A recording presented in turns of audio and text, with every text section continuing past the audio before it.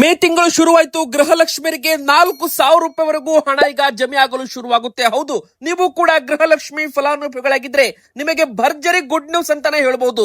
ಮತ್ತೊಂದು ಸಿಹಿ ಸುದ್ದಿ, ಒಟ್ಟು 2-3 ದೊಡ್ಡ ಬ್ರೇಕಿಂಗ್ ನ್ಯೂಸ್ ಇವತ್ತು ಗೃಹಲಕ್ಷ್ಮಿಯರಿಗೆ ಹಾಗೂ ರೇಷನ್ ಕಾರ್ಡ್ ಇದ್ದ ಅನ್ನಭಾಗ್ಯ ಫಲಾನುಭವಿಗಳಿಗೂ ಕೂಡ ಬಂದಿದೆ. ಇಂದಿರಾ ಕಿಟ್ ವಿತರಣೆ ಯಾವಾಗ ಎಂಬುದಕ್ಕೆ ಮಾಹಿತಿ ಸಿಕ್ಕಿದೆ ವೀಕ್ಷಕರೇ.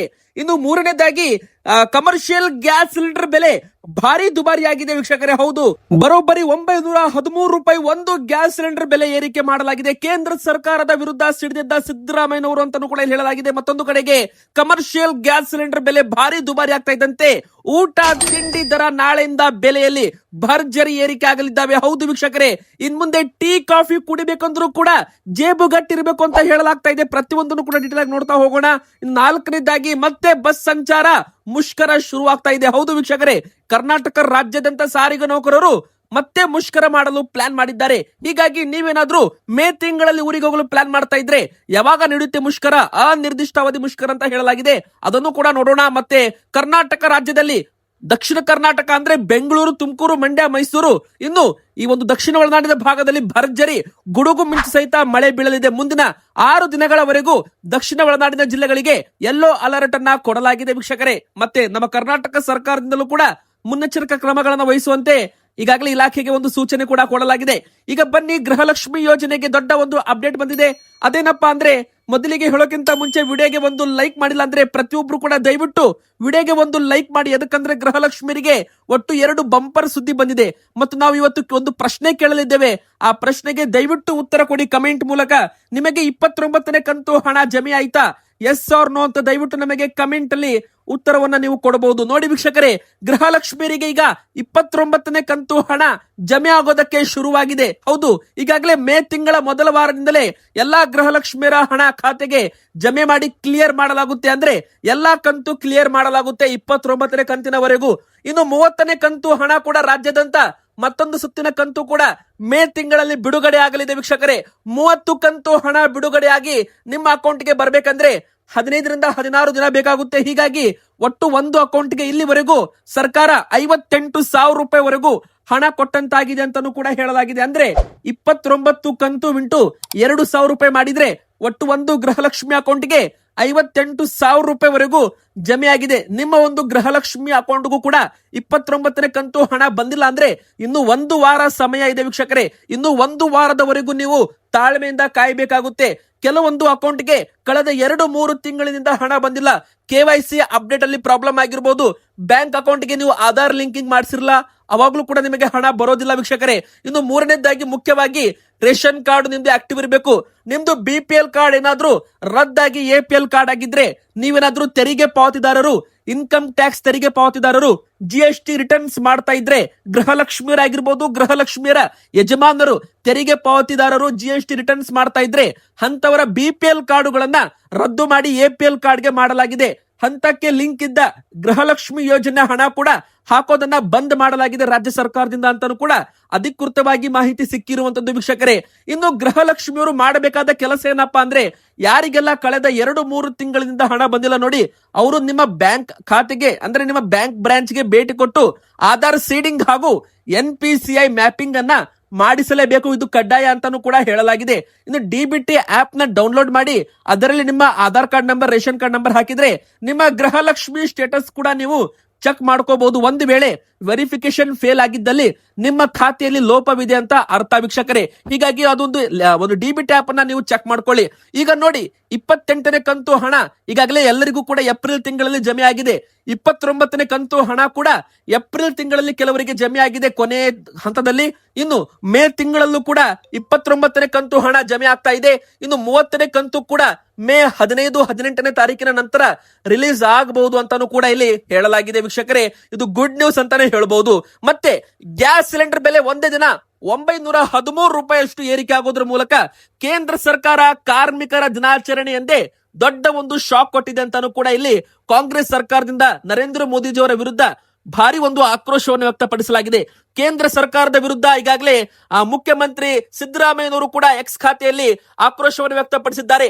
ಚುನಾವಣೆ ಮುಗಿತಾ ಇದ್ದಂತೆ ಗ್ಯಾಸ್ ಸಿಲಿಂಡರ್ ಬೆಲೆನ ಏರಿಸೋದ್ರ ಮೂಲಕ ಕೇಂದ್ರ ಸರ್ಕಾರ ಜನರಿಗೆ, ಹೋಟೆಲ್ ಮಾಲೀಕರಿಗೆ, ಕಮರ್ಷಿಯಲ್ ಗ್ಯಾಸ್ ಬಳಕೆದಾರರಿಗೆ ಅನ್ಯಾಯ ಮಾಡಿದೆ ಅಂತಾನೂ ಕೂಡ ಈಗಾಗಲೇ ಒಂದು ಹೇಳಿಕೆಯನ್ನ ಕೊಡಲಾಗಿದೆ. ಹೌದು ವೀಕ್ಷಕರೇ, ದಿಢೀರ್ ಅಂತ 913 ರೂಪಾಯಿ, ಇದು ಭಾರತದ ಇತಿಹಾಸದಲ್ಲೇ ಮೊದಲ ಬಾರಿಗೆ 913 ರೂಪಾಯಿ ಒಂದು ಗ್ಯಾಸ್ ಸಿಲಿಂಡರ್ ಮೇಲೆ ಬೆಲೆಯಲ್ಲಿ ಏರಿಕೆ ಆಗಿರುವಂತದ್ದು. ಅಂದ್ರೆ ನೋಡಿ ವೀಕ್ಷಕರೇ, ಏಪ್ರಿಲ್ ತಿಂಗಳಲ್ಲಿ 2162 ರೂಪಾಯಿ ಇತ್ತು ಒಂದು ಗ್ಯಾಸ್ ಸಿಲಿಂಡರ್ ಬೆಲೆ ಬೆಂಗಳೂರಲ್ಲಿ. ಆದ್ರೆ ಈಗ 991, 993 ರೂಪಾಯಿಯಷ್ಟು ಒಂದು ಗ್ಯಾಸ್ ಸಿಲಿಂಡರ್ ಬೆಲೆ ಹೆಚ್ಚಳ ಮಾಡಲಾಗಿದೆ. ಈಗ 3153 ರೂಪಾಯಿಗೆ ಬಂದು ನಿಂತಿದೆ ಕಮರ್ಷಿಯಲ್ 19 ಕೆಜಿ ಗ್ಯಾಸ್ ಸಿಲಿಂಡರ್ ಬೆಲೆ. ಹೋಟೆಲ್ ಉದ್ಯಮಿಗಳು ನಾಳೆಯಿಂದಲೇ ಎಲ್ಲಾ ಒಂದು ಊಟ ತಿಂಡಿ ಬೆಲೆಯಲ್ಲಿ ಭರ್ಜರಿ ಏರಿಕೆ ಆಗಲಿದೆ. ಹೌದು, ವಾಣಿಜ್ಯ ಅನಿಲ ಸಿಲಿಂಡರ್ ಬೆಲೆಗಳ ಹೆಚ್ಚಳವು ಮಾರುಕಟ್ಟೆಯಲ್ಲಿ ಆಹಾರ ಮತ್ತು ಪಾನೀಯಗಳ ಬೆಲೆಗಳ ಮೇಲೆ ಭಾರಿ ಒಂದು ಪರಿಣಾಮ ಬೀರಲಿದೆ ಅಂತ ಹೇಳಲಾಗಿದ್ದು, ಮುಂದೆ ಬರೋ ದಿನಗಳಲ್ಲಿ ಹೋಟೆಲ್ಗಳು ಮತ್ತು ರೆಸ್ಟೋರೆಂಟ್ಗಳು ತಮ್ಮ ಮೆನು ಬೆಲೆಗಳನ್ನ ಹೆಚ್ಚಳ ಮಾಡಲಿದ್ದಾರೆ. ಟೀ ಕಾಫಿ ಬೆಲೆ 2 ರಿಂದ 3 ರೂಪಾಯಿ, ಇಡ್ಲಿ ವಡಾ ಬೆಲೆ 5 ರೂಪಾಯಿಯಷ್ಟು ಏರಿಕೆ ಆಗಬಹುದು ಅಂತ ಹೇಳಲಾಗ್ತಿದೆ. ಇನ್ನು ಊಟದ ಬೆಲೆ 10 ರಿಂದ 12 ರೂಪಾಯಿಯಷ್ಟು ಮತ್ತೆ ಏರಿಕೆ ಆಗಬಹುದು ಅಂತಾನೂ ಕೂಡ ಇಲ್ಲಿ ಹೇಳಲಾಗಿದೆ. ಹೋಟೆಲ್ ಮಾಲೀಕರು ಈಗ ಬೆಲೆ ಏರಿಕೆಗೆ ನಿರ್ಧಾರ ಕೂಡ ಮಾಡಿರುವಂತದ್ದು ವೀಕ್ಷಕರೇ. ಇನ್ನು ಇದು ಕಮರ್ಷಿಯಲ್ ಗ್ಯಾಸ್ ಸಿಲಿಂಡರ್ ಆಯ್ತು. ಆದ್ರೆ ಮನೆಗೆ ಬಳಸುವ ಗ್ಯಾಸ್ ಸಿಲಿಂಡರ್ ಬಳಕೆದಾರರಿಗೆ ಭರ್ಜರಿ ಸುದ್ದಿ ಅಂತ ಹೇಳ್ಬಹುದು. ಮನೆಗೆ ಬಳಸುವ ಗ್ಯಾಸ್ ಸಿಲಿಂಡರ್ ಬೆಲೆಯಲ್ಲಿ ಯಾವುದೇ ರೀತಿ ಬದಲಾವಣೆ ಇಲ್ಲ. ಹೋದ ತಿಂಗಳ ಏನು ಬೆಲೆ ಇತ್ತು ನೋಡಿ 915 ರೂಪಾಯಿ, ಈಗಲೂ ಕೂಡ ಅದೇ ಬೆಲೆ ಈಗ ಒಂದು ಯಥಾಸ್ಥಿತಿ ಕಾಯ್ದುಕೊಂಡಿದೆ. ಹಾಗಾಗಿ ಗೃಹ ಬಳಕೆ ಗ್ಯಾಸ್ ಸಿಲಿಂಡರ್ 14.2 ಕೆಜಿ ತೂಕದ್ದು ಏನು ಕೂಡ ಸಮಸ್ಯೆ ಇಲ್ಲ, ಯಾವುದು ಕೂಡ ಬೆಲೆ ಏರಿಕೆ ಆಗಿಲ್ಲ. 19 ಕೆಜಿ ವಾಣಿಜ್ಯ ಸಿಲಿಂಡರ್ ಮಾತ್ರ 913 ರೂಪಾಯಿಯಷ್ಟು ಏರಿಕೆ ಆಗಿದೆ. ಮತ್ತೊಂದು ಕಡೆಗೆ PNG ಸಂಪರ್ಕ ಇದ್ದವರು ಗ್ಯಾಸ್ ಸಿಲಿಂಡರ್ ವಾಪಸ್ ಕೊಡಿ ಅಂತ ಕೇಂದ್ರ ಸರ್ಕಾರ ಹೇಳಿದೆ.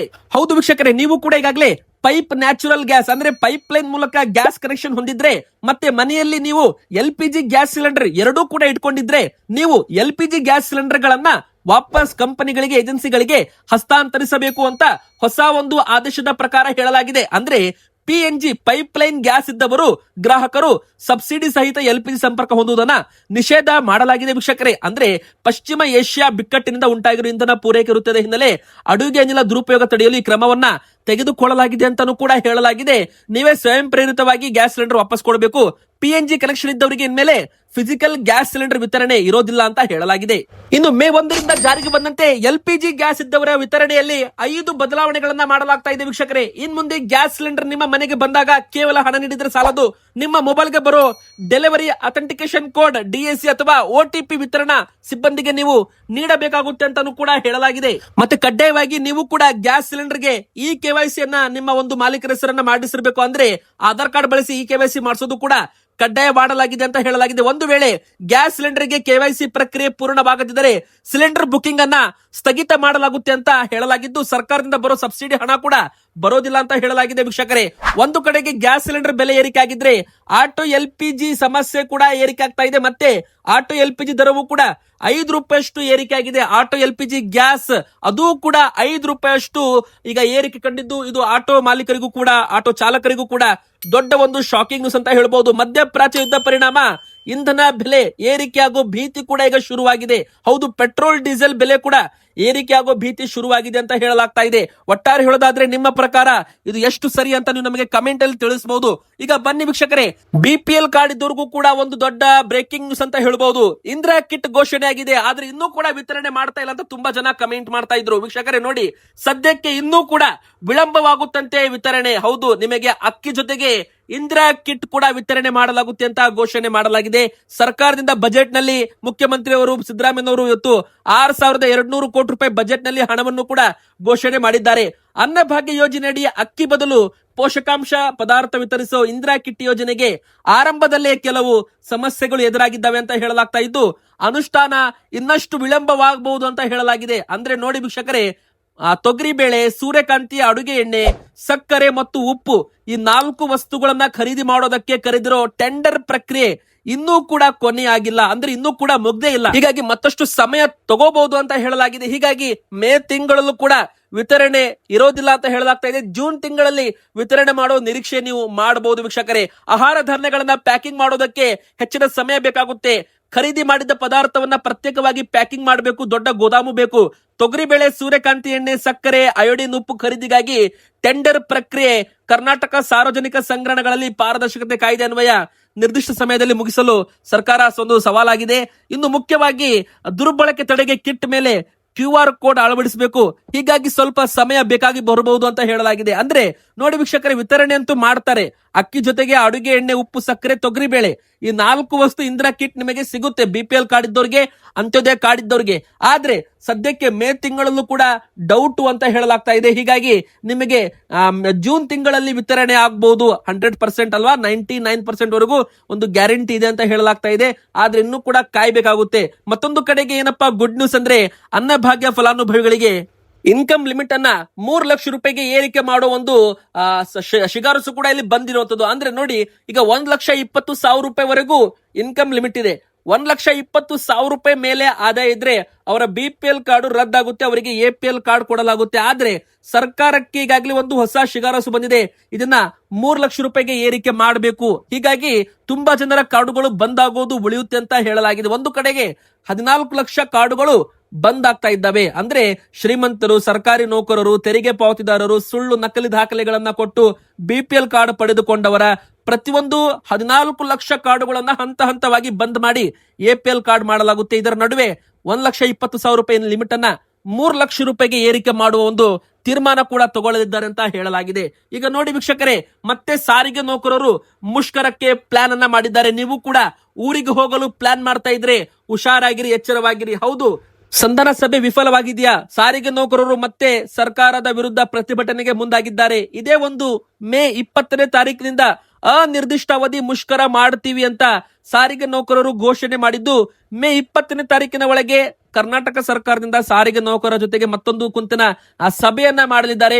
ಆ ಒಂದು ಸಭೆ, ಸಂಧಾನ ಸಭೆ ಸಕ್ಸಸ್ ಆದ್ರೆ ಪ್ರತಿಭಟನೆಯಿಂದ ಹಿಂದೆ ಸರಿಬಹುದು. ಒಂದು ವೇಳೆ ಮತ್ತೆ ಸಂಧಾನ ಸಭೆ ವಿಫಲವಾದ್ರೆ ಸಾರಿಗೆ ನೌಕರರ ಬೇಡಿಕೆಗಳನ್ನ ಈಡೇರಿಸುವುದರಲ್ಲಿ 50-50 ನಿಯಮಗಳನ್ನ ಜಾರಿಗೆ ತಂದ್ರೆ ಅವಾಗ ಮತ್ತೆ ಸಾರಿಗೆ ನೌಕರರು ಹೋರಾಟ ಮಾಡಬಹುದು. ಅಂದ್ರೆ ಮತ್ತೆ ಮೇ 20ನೇ ತಾರೀಕಿನ ನಂತರ ಸಾರಿಗೆ ನೌಕರರು ಅನಿರ್ದಿಷ್ಟಾವಧಿ ಮುಷ್ಕರ ಮಾಡೋದಕ್ಕೆ ಒಂದು ಘೋಷಣೆ ಕೂಡ ಮಾಡಿದ್ದಾರೆ. ಹೀಗಾಗಿ ನೀವು 20ನೇ ತಾರೀಕಿನ ನಂತರ ಊರಿಗೆ ಹೋಗಲು ಪ್ಲಾನ್ ಮಾಡ್ತಾ ಇದ್ರೆ ಸ್ವಲ್ಪ ಬಸ್ ಸಂಚಾರ ಇದೆಯೋ ಇಲ್ವೋ ಅಂತ ಚೆಕ್ ಮಾಡ್ಕೊಂಡು ನೀವು ಊರಿಗೆ ಹೋಗಲು ಪ್ಲಾನ್ ಮಾಡಿ ಅಂತ ಹೇಳ್ತಾ ವಿಡಿಯೋನ ಮುಗಿಸ್ತಾ ಇದ್ದೇನೆ. ಲೈಕ್ ಮಾಡಿ, ಚಾನಲ್ಗೆ ಸಬ್ಸ್ಕ್ರೈಬ್ ಆಗಿ.